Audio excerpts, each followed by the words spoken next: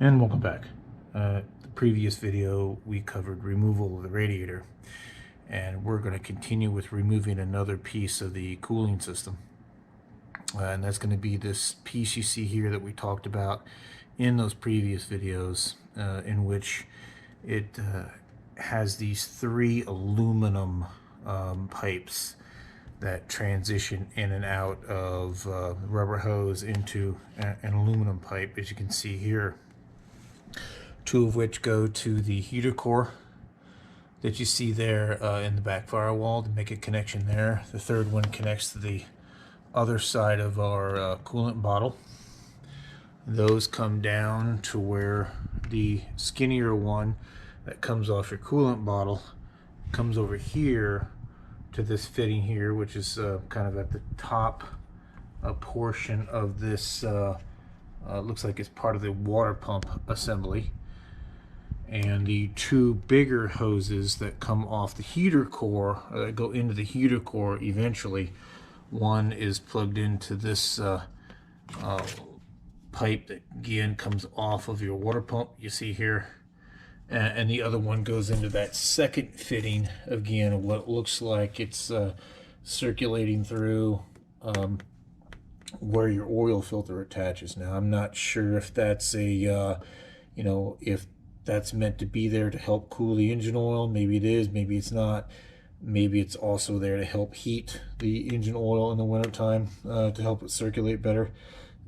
Probably not. That's just a guess on my part. But if you remember from the previous videos, it did have one coolant fitting that plugged into that port you see there, and the other one plugs into that one there. And that one there is the one that makes up one of the, again, connection points that goes in the heater core.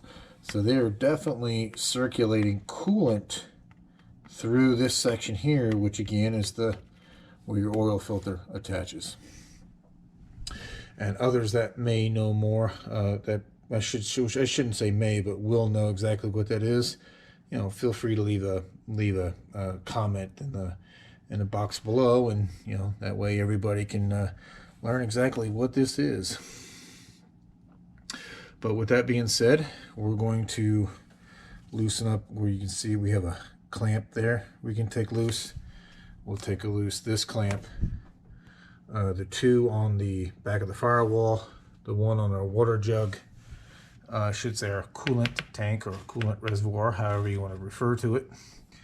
And then as far as how this clips onto this cylinder head, it just looks like there's some quick release clamps here, very similar to the one clamp that we had here, that when we took it off, it acts as a support to hold these two air conditioning lines kind of to the front of the engine.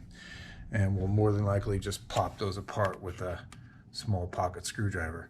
But we're gonna get to work on this, and we'll bring you back when we get some more of those hoses disconnected. Thank you. So just to shine some light on this to show you that we've got our coolant hoses removed from here, the one that went into here, and so far the one here. So we've got our 3 points of contact that we're going to our motor remove for that one harness. And I shouldn't say harness, but that clutch of those three metal pipes that we need to get off of that passenger cylinder head. But what I wanted to show you here is that getting to this clamp right here, I've got it rotated, loosened up and rotated to be towards the front of the engine to make it easier to get to. But initially that clamp was turned to face the frame rail, so it's a bit of a bear to get to that one. But just to show you, you can see we have our coolant bucket underneath there, and where we have it positioned is underneath the little plastic drain that they put in. So when you take the oil filter loose, this little plastic guard with this drain at the bottom of it is meant to catch any excess oil and help it drip down and away. And you may want to do like we did here and put our coolant bucket underneath that, because as you break these hoses loose, especially this one here, which comes off the water pump, this black pipe here, and then this other pipe here, you get a lot more coolant that's going to drain out of this line here and then this hose here. And having the bucket underneath that little kind of predetermined spout they built in does a pretty good job of help catching more of the mess. But as you can see, we didn't catch all of it. We got a little bit kind of all over the place, but again, it's just nature of the beast. Unfortunately, you know, we are dealing with cracking the coolant system open, and no matter how much you drain it, you're always going to find more. And we did get our hold down pieces popped open, as you can see here. Just a little pocket screwdriver on the end of these little plastic pieces right at the tip of the light. You can kind of work that latch loose and these will come up. And then what we're going to do next is get those coolant lines off of that. Sorry, didn't mean to blind the image out or you with the light, my apologies. We're going to work on getting those lines off of the back end of the firewall. Looks like they've got very similar little spring clamps on them. Now I'm going to pick up on this hose assembly here a little bit and try to get any residual coolant in those lines where they connect to that firewall out and get them to drain down into here and end up in our bucket. Because what I want to avoid is pulling these pipes loose or these hoses loose, and I don't want to get any coolant into our passages here. Now we're going to be taking the heads off, obviously, because we have valves and spring work to do on our heads, but even with that being said, I don't want to get liquid down into these passages. So like I said, I'll kind of work and kind of push these hoses at a downward angle just to help get any residual coolant that may be in here out, just so we don't spill anything in the head. And then I should say on these intake passages. Once we get those out, I'll find something to kind of plug those with, just so we don't have any residual coolant, you know, dripping out of those heater core hoses over time. And again, the reason why we're taking this out is that, you know, this is our passenger cylinder head here, and these little hold downs, we're holding these 3 pipes onto the cylinder head. Now, I don't see in the instructions for removing the cylinder head where they say you necessarily have to remove this piece, but since these hold downs are attached to this valve cover and we have to take this head off, to me it would only make sense to go ahead, if you can, just pull this piece out of here. That way you're not dealing with it, you're not having to work around it, and you're freeing yourself up some room. So we're going to concentrate on getting those heater core hoses off that firewall, and then we'll bring you back. And welcome back. Just want to show you these 2 connections on the firewall that go to the heater core. And I elected to do an old school method here, and just as you can see, cut a little slit into the pipe to then kind of peel it back to help break that seal and get it off those fittings that go to the heater core. And that's mainly because the heater core is supported internally, but I didn't want to twist and try to get I did try to use hose pliers on there and give the hose some gentle twisting to break that seal, but I didn't want to damage possible fitting going to the heater core and get into that big of a mess. So I went ahead and took the decision to slit that hose a little bit, peel it back off. You can see what we've done on the one, and then I'll just buy new hoses and replace those, because replacing those hoses would be a lot easier than potentially damaging one of the pipes that go to the heater core and happen to deal with disassembling the dash and repairing the heater core. So that's the method I'm going to go with it, because again, it's easier just to kind of do it an old school way, since it is also in a cramped area. And we'll just get some replacement hoses and replace that. And when we get this piece out, I'll bring it back. Thank you much. And welcome back. As you can see, we've got our assembly out of the truck at this point. So we have our prize, and these were the two hoses that went to the heater core. As you can see, we did make a slice in these, as we showed earlier, just to more easily get these off of the connection points that go to the heater core. That was just me being paranoid and not wanting to damage that aluminum pipe that goes into the heater core that's ultimately, you know, inside your dash.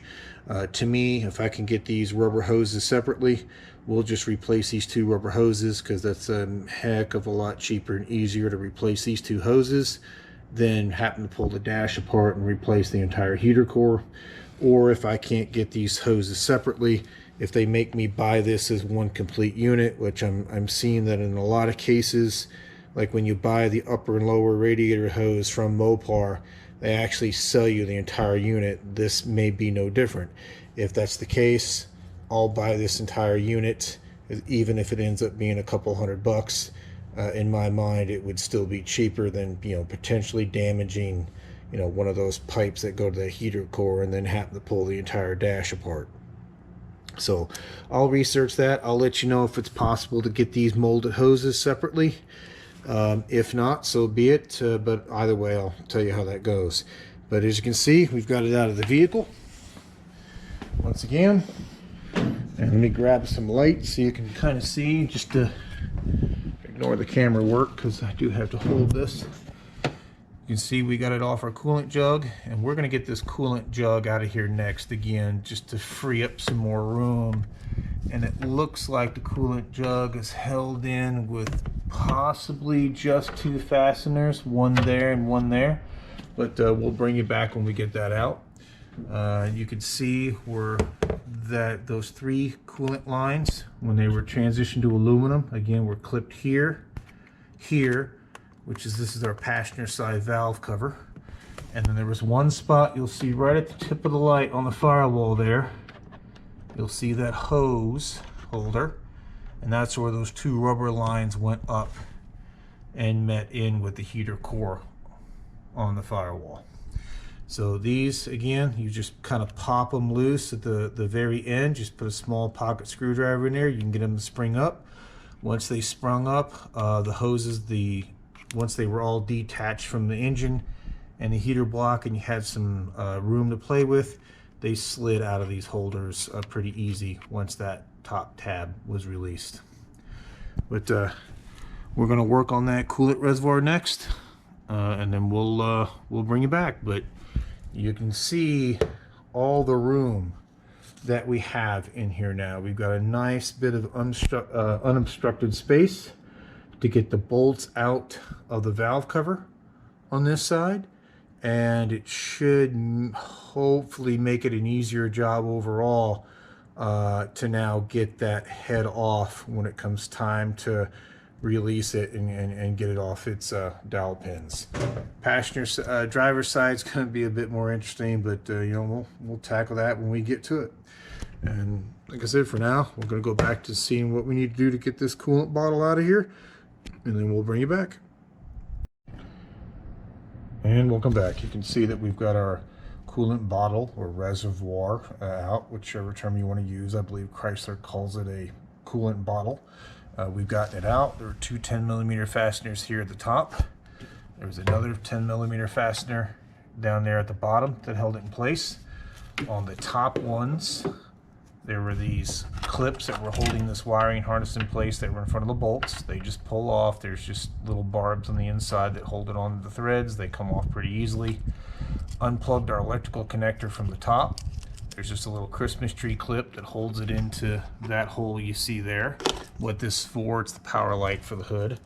But once you have those three fasteners off, and obviously your coolant hoses taken off, that bottle will pull off of all three of those studs, and I'll show it to you here in a second. But as you can see, we've got a lot more space now in here opened up. We can get in here, we can work. Again, you'll also notice that the air box that would normally sit here in a 2500 is also missing.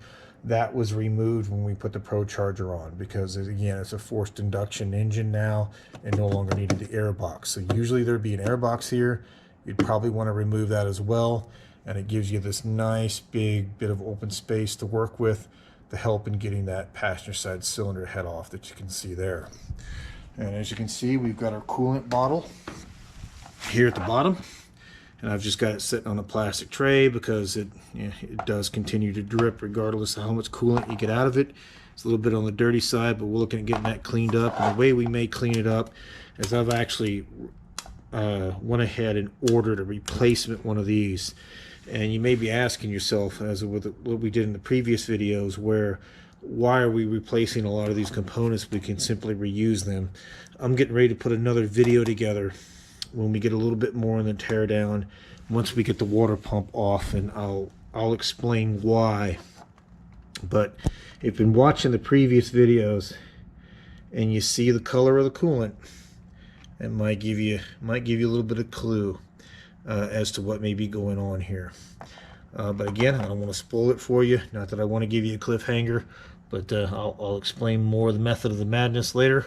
And I would again strongly suggest that you position your coolant bucket right below where they have that little funnel for catching the oil when you do undo your oil filter, because as we were getting that assembly out of there, every time we kind of moved the hose or created a spot where airflow could get in, it drained quite a bit of coolant out of the remaining coolant out of that. The coolant bottle came out as well as those 3 hoses, and it did a really nice job of just having that bucket and having that coolant be able to hit this splash shield, go down and kind of drain out in, and help save a little bit on the mess. Didn't quite catch all of it, but it caught enough of it. But I'm going to end the video here, and then I believe this will be part 6 if I remember correctly, and then we'll bring you back when we start to do the tear down on the front. We may tackle the cylinder heads next, or we may start seeing if we can get this crank pulley or an harmonic balancer off of here, and start kind of pulling off the front of the timing cover and so on and so forth. I may do cylinder heads next, just because it looks like that'll be a bit more difficult than working on the front of the engine, but we shall see. I'm going to leave that bucket down there for right now, because you'll see that occasionally there's still a drip of coolant. You can see it's still on my finger. We're still getting some drip of coolant that's coming out of the residual of what's still in the block. But like I said, we'll cut it at this point, and when we start getting ready to take more pieces off, we'll bring you back. I'll talk to you later.